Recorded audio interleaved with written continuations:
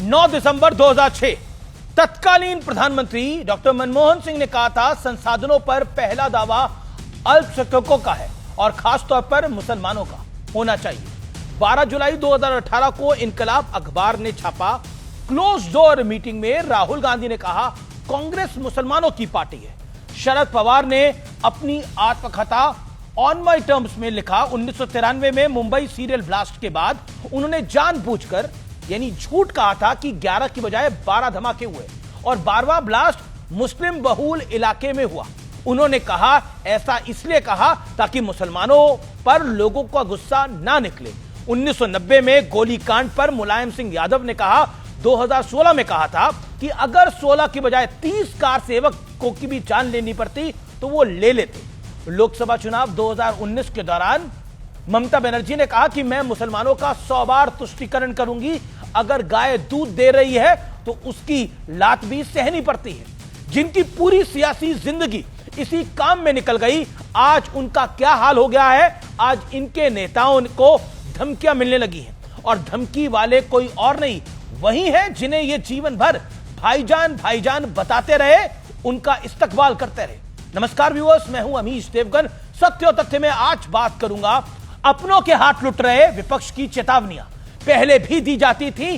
कहा जाता था कि तुष्टीकरण ऐसी दो धारी तलवार है जिस पर चलकर सुरक्षित रहना संभव नहीं है, ना खुद का और ना ही देश का। लेकिन सत्ता के लिए तब इनमें से किसी भी पार्टी ने इन चेतावनियों को गंभीरता से नहीं लिया, सीरियसली नहीं लिया। आज जहां जहां अल्पसंख्यक वर्ग की तादाद बढ़ रही है, यानी डेमोग्राफी में बदलाव आ रहा है, परसेंटेज बढ़ रहा है, वहां वहां इन्होंने अपने कथित रहनुमाओं को ठेंगा दिखाना शुरू कर दिया है।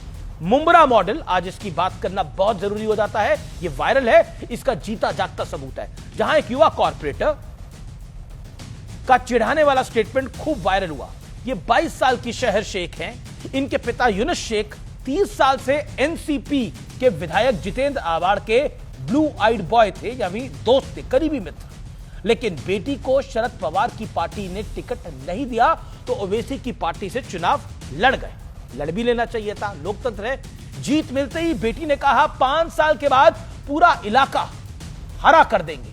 उसके पिता ने तो खुलेआम एक विधायक यानी जितेंद्र आवाड़ को मारने और इलाके में एंट्री बंद कराने की धमकी तक दे डाली। सोचिए, जब तक संख्या लिमिट में रही, सेकुलरिज्म का खेल चलता रहा, लेकिन स्ट्रेंथ आते ही सीधे सिस्टम पर कब्जा।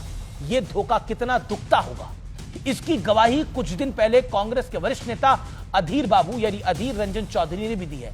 उन्होंने कहा था कि मुर्शिदाबाद से वो 5 बार जीते, 2024 में उनके सामने यूसुफ पठान को उतारा। इसका इन्हें कतई मलाल नहीं है, लेकिन अफसोस तो इस बात का है कि भाईजान को जीतने का जो कैंपेन चलाया गया, यानी एक तरफ अधीर बाबू अधीर रंजन चौधरी, दूसरी तरफ भाईजान यूसुफ पठान, उससे कहानी एक तरफा हुई। यानी अधीर रंजन 26 साल तक इस इलाके के लोगों के लिए काम करते रहे सेकुलर बनकर। उन्हें लोगों ने सिर्फ इसलिए ठुकरा दिया क्योंकि वहां की आबादी को अपना भाई चुनाव मैदान में था, यानी यूसुफ पठान मैदान में था। सवाल है कि अधीर रंजन चौधरी कौन थे?